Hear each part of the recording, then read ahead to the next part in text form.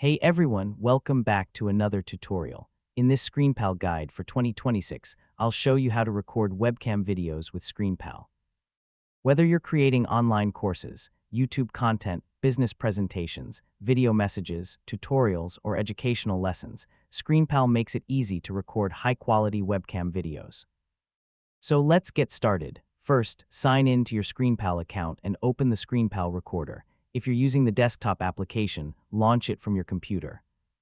If you're using the web version, access the recorder from your ScreenPal dashboard. Once the recorder opens, select the webcam recording option. This tells ScreenPal that you want to capture video directly from your camera rather than recording your screen. Next, choose the webcam you want to use. If you have multiple cameras connected to your device, select the one that provides the best image quality. Now configure your microphone settings. Choose the microphone you want to use for narration and test the audio levels to ensure your voice is clear and easy to hear.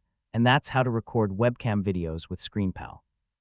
By selecting your camera, configuring your audio, recording your content, and making a few simple edits, you can create professional-looking webcam videos with ease.